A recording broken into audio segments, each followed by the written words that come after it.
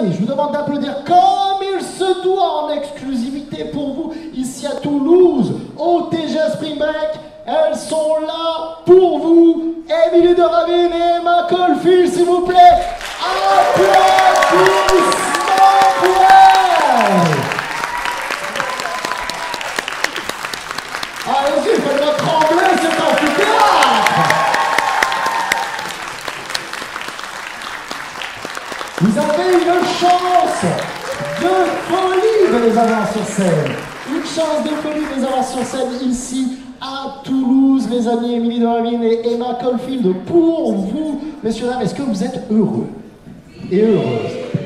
Bon, ça va. Eh bien, écoutez, je vous le dis, je parle pour elles, mais je pense qu'elles sont toutes aussi heureuses. Et puis, je voudrais aussi un tonnerre d'applaudissements pour ma traductrice préférée, s'il vous plaît. Voilà. Elle le mérite. Elle le mérite.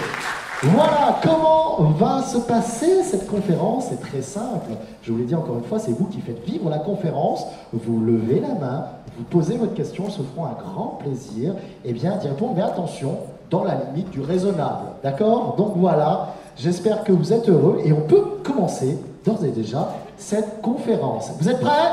Oui. Vous êtes sûr? Oui. Toulouse, c'est là aussi. Est-ce que vous êtes prêts? Oui. Let's go. Alors, on va commencer. La première question. Qui a une question? Levez la main. Je vois. Ah, c'est très bien. Donc, on a une première. Qui s'occupe du micro?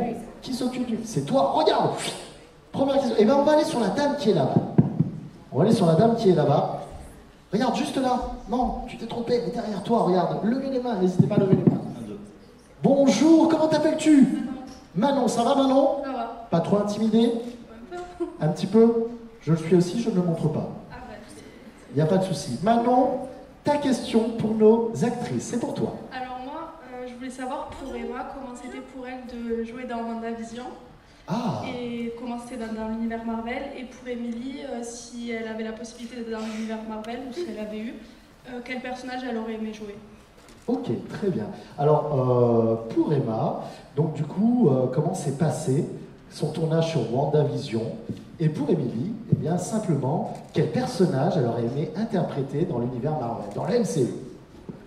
So there's one for each of you. For Emma, what was your experience shooting WandaVision? And for Emily, if you could be in the MCU, what would you like to be? Or if I could what? Be in the Marvel sub-universe. I had the best time on WandaVision. I also was reunited with Jack Schaefer. She's amazing. She created WandaVision. I had worked with her previously on a film called Timer that she wrote and directed. She's just a remarkable human and so talented, so I was just so overjoyed that she got this amazing opportunity, and she just continues to excel, and she's in charge of the it's not a spin-off, it's well, I guess it is kind of a spin-off with Agatha Partners spin-off. So she's just so great. Is that just it?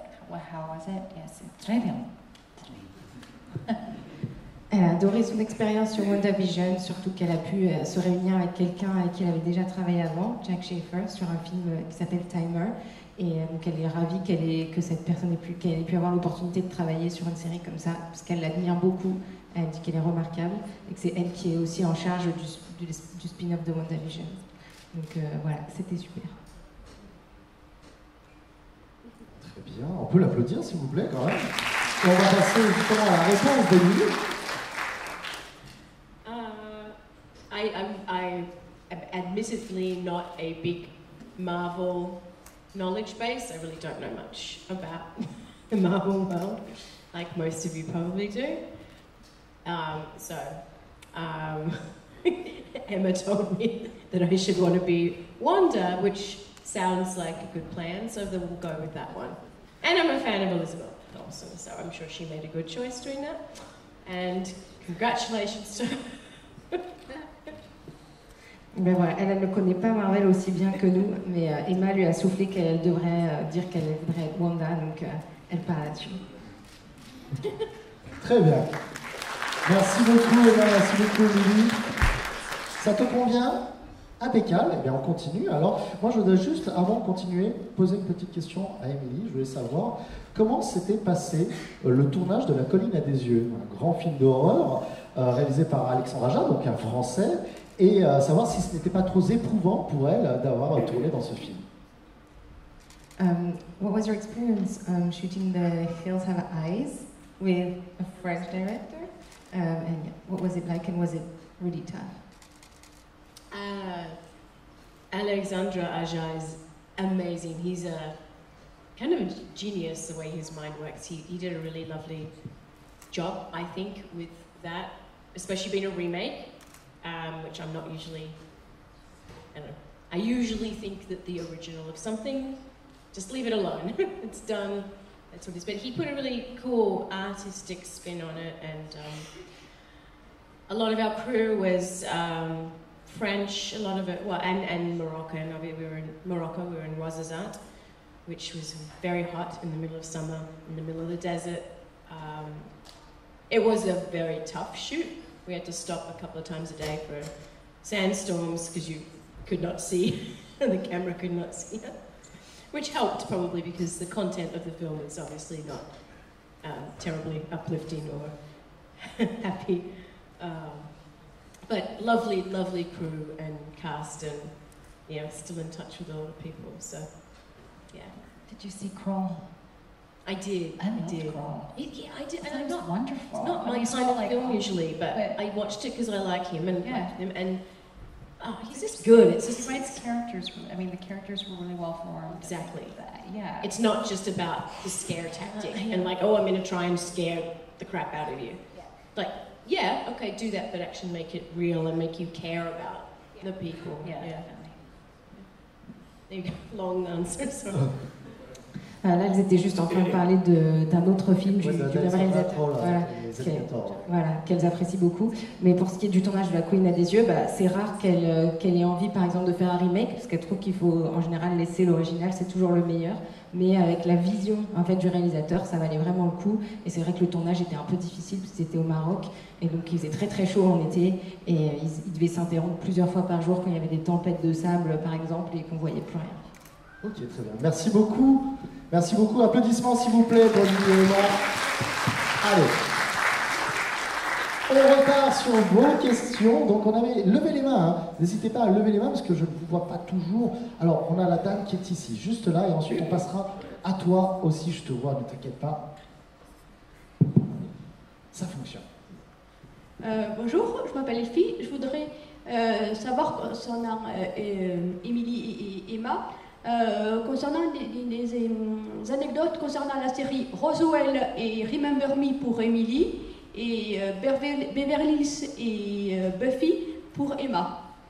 Voilà. Savoir si elles ont des anecdotes, je pense, amusantes ou autres à donner sur ces 4 différentes séries. Do you have any funny stories from set from Roswell or Remember Me? And Buffy or Beverly Hills?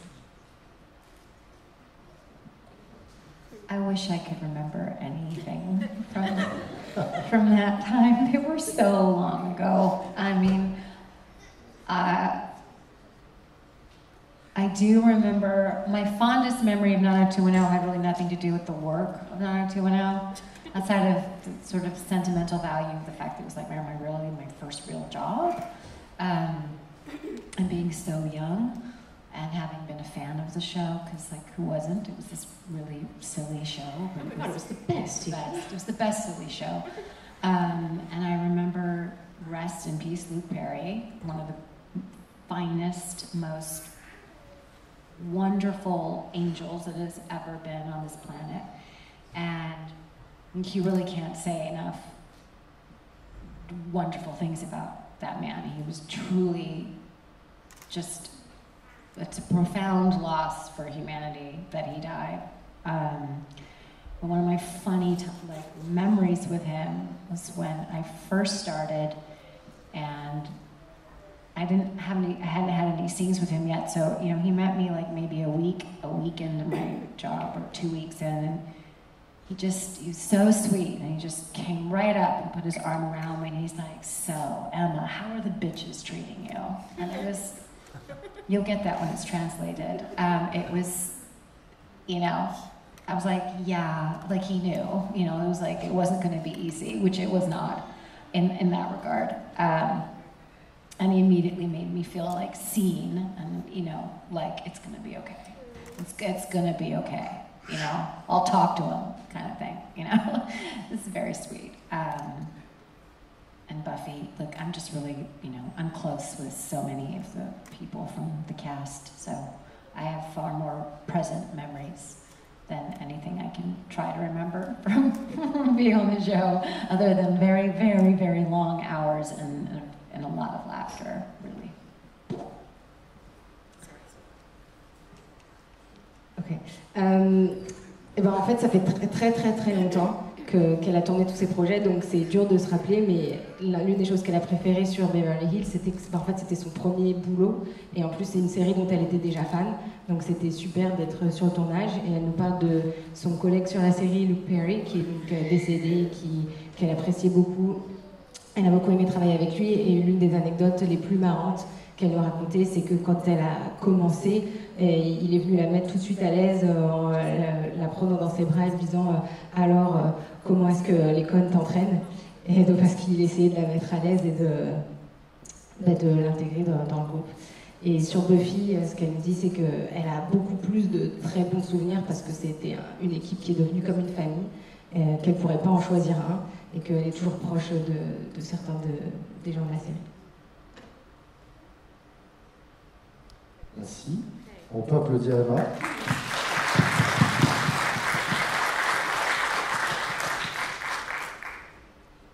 I also have very vivid memories of, I mean, not that I don't remember Roswell, but it's a long freaking time ago. It's like half my life ago. You know, just people being, again, you know, welcoming, and especially Jason, actually, you know, I guess in a similar sense of just being, from day one, like, hey, you know, you're new. I was also new to the country. I was new to everything, like second job ever, and first like big job. I'd done one thing in Australia, and so I felt very welcomed, especially by him. And you know, like, hey, it's okay. You need anything, I'm here. And it was a big learning experience and a lot of fun. I don't remember specific chunks, but it was a fun group for the most part. Remember me funny moments. Well, that was like my favourite job just ever, for many reasons. Even though I love my jobs for all different reasons, whether it be the story or the people I got to meet or the places I got to go or whatnot. But that was challenging because we had a very big presence of people watching, because we were on the streets of Manhattan for probably about, I don't know, half of the shoot was on location, and we did have a sound stage, but it was only for about a week. And there were so many Twilight and Lost fans watching us to basically do this theatre performance. And all the girls, not all, I should say, most of the girls, and most of the girls who were, you know, pre-teen, who all thought they were going to marry Rob. They're all Rob Pattinson's future wives, and I was there messing it up for them all. Like, it's not real, none of this is real. And I remember walking by them at some point, and we had a moment to sort of slow down, like our security was not, I don't know, we had all these security people, which was sadly necessary. And I don't know, I had time to like chat with some of these little girls, and they were so sweet. I turned around to walk off, and they're like, oh my God, she's nice. And I'm like, what the? It's just funny, it was just funny to me, because this is so ironic how, you know, the line is so blurred, especially with SNS's children, of, you know, what is real and what is not, in a lovely way. But it was funny to me because of this poor guy that they all think they're going to marry. And anyway, that was funny. Ah, there you go. Et bah, pareil pour Roswell, ce qu'elle a préféré, c'était que comme c'était l'un de ses premiers boulots et qu'elle était dans un nouveau pays, tout le monde l'a très bien accueillie. Et ce qu'elle m'a raconté après, c'était une anecdote du tournage de Remember Me, un film qu'elle a adoré tourner. Mais en fait, ils étaient beaucoup dehors, ils étaient beaucoup dans les rues de la ville. Et ce qui était un petit peu difficile, c'était différent, c'est qu'il y avait beaucoup de fans qui venaient les voir tourner, des fans de Lost et des fans de Twilight, surtout des filles qui pensaient toutes qu'elles allaient épouser Robert Pattinson.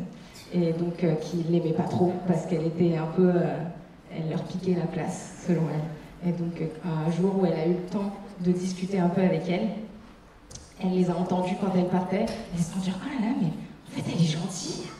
Et donc voilà, ça l'avait beaucoup amusée parce qu'elle s'était un peu peut-être fait un film dans leur tête de qui elle pouvait être et voilà, cette interaction, elle avait trouvé ça marrant. Merci Emilie, applaudissements s'il vous plaît. Alors, il reste encore du temps, on a encore beaucoup de... Ah, je vois qu'il y a des questions, mais on avait la dame qui était là-bas, là, il me semble. Il y avait une question, et je vais venir après vers toi, il n'y a pas de souci, vous inquiétez pas, vous allez pouvoir poser toutes vos questions. Bonjour, comment t'appelles-tu? Julie. Bonjour Julie, alors ta question. C'était pour savoir si elle avait encore contact, Emilie, avec Robert et Gilles. Ok. Donc si elle a des contacts avec... Si elle continue à avoir des contacts avec Robert Pattinson, si j'ai bien compris, c'est ça? Robert comment? Ah, l'acteur dans What's Up. Donc en gros, est-ce qu'elle a encore... The other Robert. Voilà, est-ce qu'elle a des contacts avec le cast encore de What's Up? Yes, I am. And he and his wife and kids are really good friends. And they are so lovely, I can't say enough nice things about them. And he is a very dry, humoured, funny as hell guy who I miss working with. I hope we get to work together again. That'd be nice. Ça répond à ta question? Tu as compris ou pas? Elle n'a pas compris. Elle est toujours en contact avec lui et toute sa famille. Elle connaît bien sa famille. Il est très drôle et elle aimerait beaucoup travailler encore avec lui. Ça lui manque de travailler ensemble. Très bien. Merci Emilie. Applaudissements s'il vous plaît. Alors, nous avons d'autres questions. J'ai vu des mains se lever. Alors, on va aller vers ces demoiselles. Parce que, alors, attends, c'est quoi? Tu veux que je leur passe le micro? Regarde. Plus simple. Tu vas rester de l'autre côté. Moi, je viens avec vous. Il n'y a aucun souci. Salut, comment tu t'appelles? Emilie. Ça va, Emilie? Emilie. Voilà. Ça va? Tu n'es pas trop timide? Un petit peu? Bon, ça va. Impressionné. Emilie, ta question. Je voulais savoir, quand Emilie de Ravin a joué dans Roswell, quand elle a découvert le rôle de Tess, comment elle a interprété et surtout si elle a aimé jouer ce rôle qu'on lui a attribué. Et également pour Anya, quand elle a joué dans Buffy contre les vampires, à la fin de la série, quand son personnage meurt à la fin, je voulais savoir comment elle avait réagi quand elle avait lu le script, tout simplement.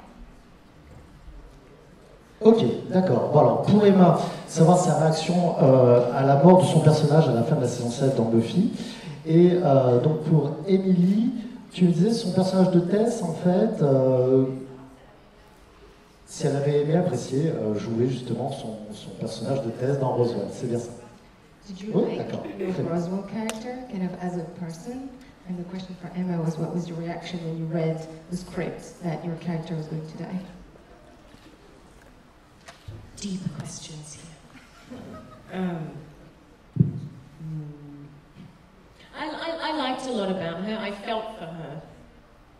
And it was an interesting and difficult character to play that, you know, most fans hated her because she, came on and broke up, whatever their names were, Liz and Max, and, it's like she's only doing what she's meant to do.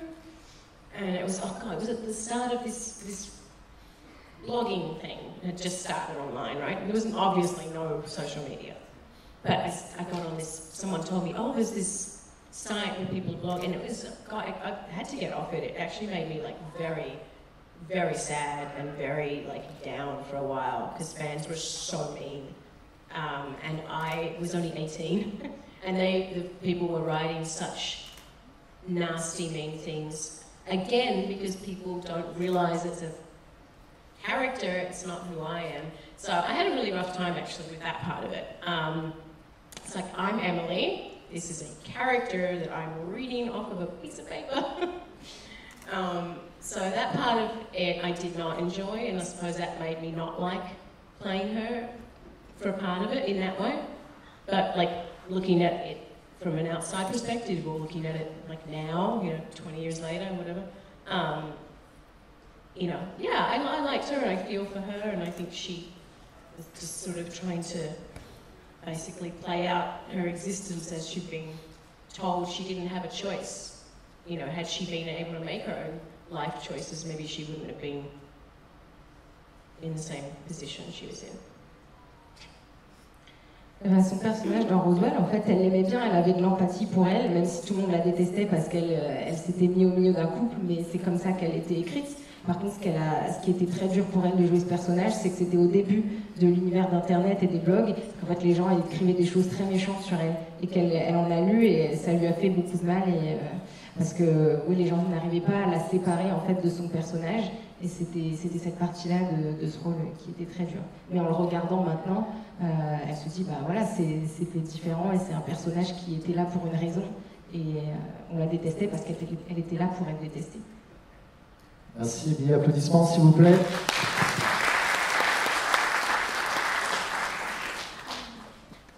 I have said this before, I will say it again. I asked to die, so there was no surprise there at all. I was like, great, they listened. Yes. That's really, yeah. I mean, they took my note. I know, like she said. I was actually quite happy about it. I was like, yes, good. She's going out with a bang, or in that case, a whack. La réponse va peut-être pas vous plaire, ce qu'elle nous dit, mais elle a demandé à ce que son personnage meure en fait dans la série. Donc elle était ravie de voir qu'ils avaient suivi sa suggestion. Et elle était contente, et elle était contente surtout qu'elle ait une mort héroïque. Très bien, merci beaucoup, Emma. Alors, il me semble qu'à tes côtés, ton ami voulait poser une question aussi, c'est ça? Très bien. Alors, c'est bien, moi comme ça je ne bouge pas beaucoup. Comment tu t'appelles? Johanna. Johanna, ta question. Ça va, Johanna? Ne pleure pas, Johanna. Ok, ta question.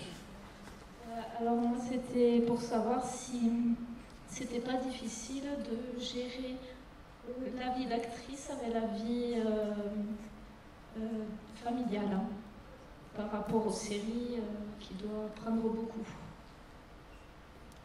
Is it hard to balance shooting like set life with family life, especially with TV shows that take a lot to shoot?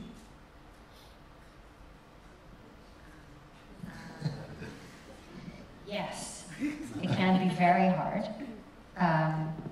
Though I would say, my husband and I have managed to find a way to just make that work. Typically, if I'm doing a job, he's just been around for he won't, and he'll be there for nightly. And vice versa, like if he's super swamped on something, I pull up the reins. I tend to be more involved. He's very involved, very hands-on dad, but I'm the mom, and I really like being a mom. So I always, at this point, I put the family first. Like, I just won't even bother doing jobs or even being considered for them or auditioning for them. A lot of them, I just pass automatically if they say I have to relocate or it's, 22 episodes, like, no way, done. Those days are so long and, over. Minimal, mini, what do you call them? Forget the technical word for what we call them. They're like a mini series or limited series, stuff like that. Where everything is like a few months and then you're done. Like, that's doable, that's workable, that's fine. Just because of the way that I like to be present. I would have a hard time being, like, never seeing my family. That doesn't work for me. So I just reprioritized everything once I had a family. The days of like, oh hell yeah, where? Malta? Great, bye. You know, like that's just so over. But it doesn't mean that it's not challenging. Trying to go out for a movie is challenging when you have a child. Like, oh god. But it's all good. Eh bien oui, c'est difficile de concilier les deux. Ça marche dans sa famille parce qu'elle essaie avec son mari qu'ils ne soient pas tous les deux sur un énorme projet en même temps en fait. Donc ils alternent un peu, mais c'est vrai qu'elle met sa famille en priorité. Elle nous expliquait que c'est très important dans la façon dont elle choisit les rôles pour lesquels elle auditionne. Donc si quelque chose est très loin et qu'il faut déménager pendant des mois ou que c'est des séries très longues qui ont 22 épisodes, c'est hors de question. Et elle ne va juste pas le faire. Mais bien sûr, il y a toujours des challenges, même de sortir au cinéma, c'est dur quand on est parent. Merci, merci.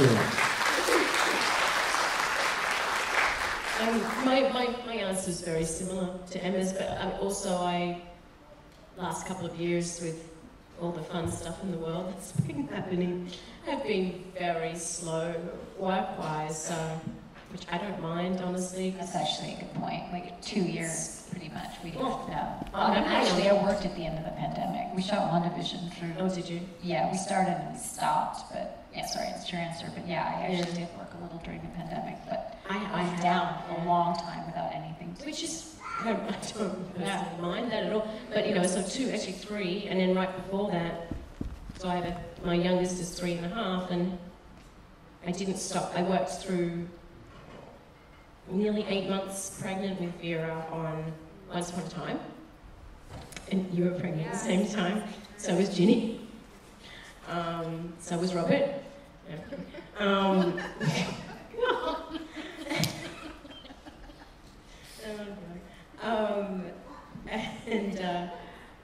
I decided, and I went back when she was like, I don't know, 3 months old or something. So I decided to take a year off after I had my son. And then that led into like the pandemic. So basically it's been a long time of not working at all, which is really weird since I worked like since I was 17 non-stop until then. Which having little kids, I really don't mind because like I want to be there. I want to be there for everything. Like I love being here with you guys, but God, every second I'm like I miss them so much, you know, and I can't bring them to. I can, but I don't want to bring, especially my daughter who's just started grade 1, I don't want to pull her out for every single thing that I'm going to. Like, you know, she came to one of these a couple of months ago, and, you know, that's great, we sort of do it here and there, but, you know, it's like they're only little once, and if you want to be an involved parent, which at least for me, I'm like, I don't understand. If you have children, do it because you want to be present and, you know, be there. So I'm happy being 24/7 mum, even though it's good to have a break. And like when things come up, same as you, it's very different. I laughed when you're saying like, yeah, where's it gonna be? Cool, I don't care. It's like I do miss that in a way, but it's just your priorities change. You know, you can't have that and be a present, good parent. You know, so it's just different in a good way.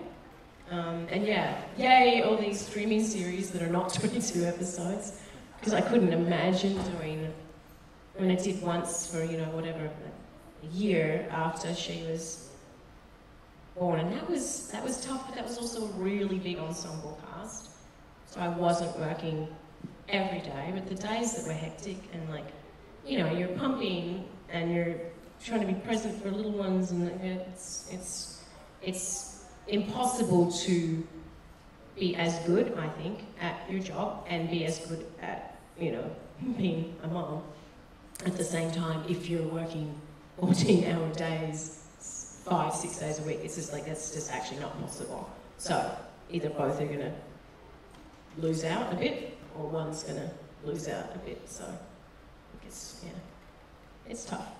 And there's also not that much mean, productions might be nice about it, but you know, it's not like I think it should be, that there should be more, you know, they should have childcare. I mean, that is a very long, very long conversation, but it's, you know, it's like you're expected, no matter what anyone says, 99% of productions, you're expected to just sort of be like, oh cool, you've had your whatever a month off, and now, you know, back to normal. And, you know, I guess you'll see your kid at like 2 in the morning when they're sleeping. That's normal, that's good. It's a challenge, yes, you can just say that. Elle me dit que oui, c'est difficile, même si elle, là, ça fait un bon moment qu'elle a pu passer du temps avec sa famille, parce qu'en fait, elle a son petit garçon à 3 ans et demi, donc en fait, elle a pris 1 an de congé quand il est né, et après, ben, il y a eu la pandémie, donc là, elle a eu vraiment bien le temps de passer avec eux, mais ça lui plaît, ça ne lui manque pas trop, parce que quand elle était enceinte de sa fille, elle était donc sur Once Upon a Time, elle disait qu'elle était enceinte en même temps que Emma, et que Ginnifer Goodwin aussi, et que ben, elle a travaillé très tard dans sa grossesse, elle est revenue au boulot très tôt après, et que c'était difficile, parce que sur les tournages, il n'y a pas beaucoup de pauses, c'est pas vraiment adapté pour les jeunes mères, quoi qu'on en dise, c'est très compliqué. Donc maintenant, comme Emma, en fait, elle fait très attention au projet qu'elle prend ou pas, pour pas aller trop loin, et que pour l'instant, ça lui convient très bien de plus beaucoup travailler et de passer du temps avec sa famille. Que même si elle est très heureuse d'être ici avec nous aujourd'hui, ce qu'elle nous disait, mais ses enfants lui manquent. On peut l'applaudir s'il vous plaît, merci beaucoup. Merci Emilie, merci Emma. Alors, est-ce qu'on a encore des questions? Eh bien, ici un petit peu là, je viens, j'allais dire reviens. Je peux le faire moi. Alors, hop, je me mets derrière toi. Comment tu t'appelles? Héloïse. Héloïse, ça va Héloïse? Super. Ça a l'air. Allez Héloïse, ta question. I have a question for Emma. Do you remember the filming of the musical episode of Buffy the Slayer, and can you talk a bit about it? Like, how was it to sing on set? I actually do remember that one, because it was so different. I just remember it being incredibly fun and unusual, and I hadn't been asked to sing or dance since like musical theater in high school. I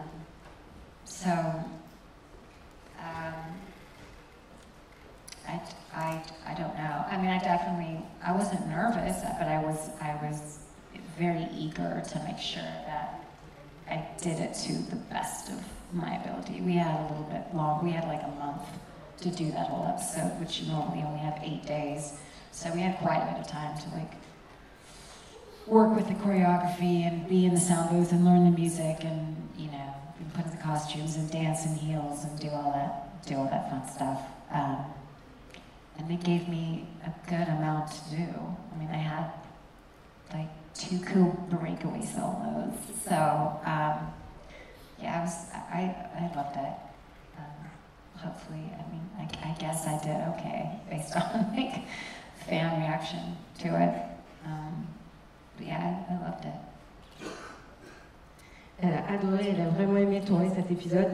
C'était la première fois qu'on lui demandait de chanter au boulot depuis le lycée. Donc elle voulait vraiment bien le faire. Et ce qu'elle nous disait, c'est que normalement, ils tournent un épisode en 8 jours. Mais que pour celui-là, ils ont eu 1 mois, le temps d'apprendre les danses, de chanter, etc., parce qu'il y avait beaucoup plus à faire. Et elle était ravie qu'on lui donne un peu autant à faire. Elle était contente, elle a eu 2 bons solos. Et elle voulait absolument le faire, tout donner, le faire du mieux qu'elle pouvait. Et elle disait que vu la réaction des fans, elle pense qu'elle a pas trop mal réussi. Qu'est-ce que vous en pensez? Qu'est-ce que tu en penses pas, Louise? Watched it yesterday and perfect. Oh, merci. Bon, j'ai envie de vous dire que toutes les bonnes choses ont une fin. Je suis en train de regarder ma montre. Il est bientôt l'heure d'arrêter, il me semble. Alors, on l'a pris un peu trop tard. Est-ce qu'on peut prendre une dernière question ou pas? The last question? Oui? Yeah? Eh bien, c'est parti. Attention, hein. Pertinente la question. Qui a une question pertinente ici? Vous, monsieur? C'est bien parce que vous êtes le plus proche. Hein. Je ne sais pas si elle est pertinente. En tout cas, vous êtes à côté. Comment tu t'appelles? Christophe, ta question. Alors, j'aurais une question pour Emilie, savoir si dans Lost, au début du tournage, elle savait, ou pas du tout, ou un peu, où la série allait aller, si elle avait pu avoir une quelconque influence sur l'évolution de son personnage tout au long des saisons, et comment elle avait appréhendé la fin de la série. Ah, ça fait beaucoup de questions, mais alors, on va dire, pour résumer tout ça, déjà, est-ce qu'elle s'attendait à cette fin quand elle a commencé la série? Qu'est-ce qu'elle pense, justement, de la fin de la série? Et voilà, et si elle a pu avoir une liberté, on va dire, d'interprétation de son personnage. Voilà. Did you imagine at the beginning of Lost where it was going to go? And if you had a chance to sort of influence your character's journey, what would you have done?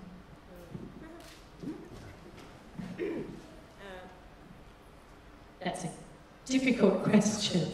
It's a good question. No, I mean, going back to the very start, it was just instinct that it was something really cool, this show. I had no script.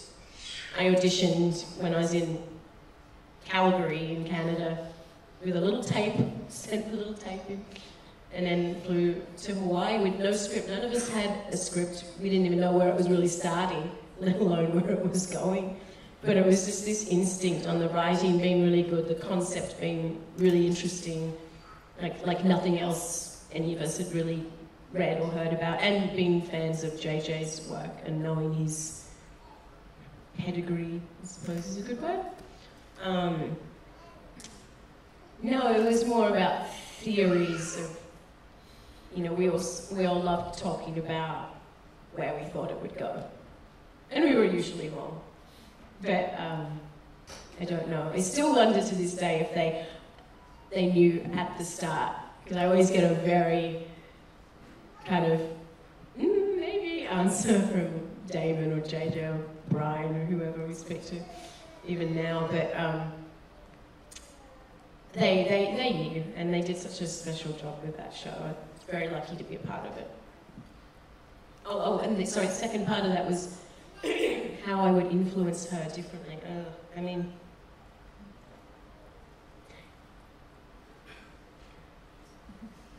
I would have liked to have been able to, I mean, I developed my own story for Claire to a degree, you know, just to help me. But I would have liked for it to be a little bit more out there for everyone to see of her life pre-pregnancy, and you know, maybe a bit more with Dad and learning a bit more about her history. And then on an Emilie note, maybe she should have outsourced a babysitter on the island so I could actually go on some of the hikes. Because I used to always have to be like, I guess I'll wait here with the baby. And I didn't get to go on any of the fun stuff. But that's not a story, that's just me being selfish. So. Bien, il n'avait aucune idée au début de Lost où la série allait aller, pour la pure et simple raison qu'il n'y avait même pas de script. En fait, elle a passé une audition parce qu'elle sentait que ça allait être bien écrit, que ça allait être intéressant. Elle était intéressée par l'équipe qui créait la série, mais avant d'arriver sur place, aucun d'eux n'avait un script et ne savait vraiment, donc ils ne savaient même pas comment ça allait commencer, donc ils ne savaient vraiment pas comment ça allait se terminer. Et elle se demande encore maintenant si l'équipe derrière la série, eux, ils savaient dès le début exactement quelle allait être la fin, et elle n'a jamais eu une réponse vraiment définitive de leur part. Donc le mystère reste. Et ce qu'elle aurait pu changer dans l'évolution de son personnage, elle aurait bien aimé qu'on en sache un peu plus sur la vie de Claire avant d'être enceinte, avant d'être sur l'île. Elle s'était créée une petite histoire dans sa tête pour l'aider à construire son personnage. Elle aurait voulu qu'on en sache plus officiellement dans la série. Et sur un point un peu plus personnel, elle, en tant qu'actrice, elle aurait bien voulu que Claire prenne une nounou, qu'elle laisse des fois son bébé à quelqu'un pour qu'elle puisse suivre les autres dans leurs aventures sur l'île. Applaudissements, s'il vous plaît. Alors, pour clôturer, je voulais savoir, est-ce qu'elles parlent un peu français toutes les deux, et où elles connaissent quelques mots? How is your French?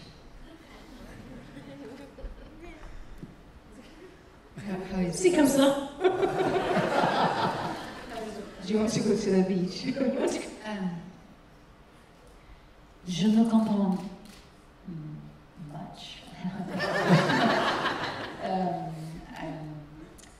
Je ne comprends pas. Je parle français un peu. Un peu. Applaudissements quand même.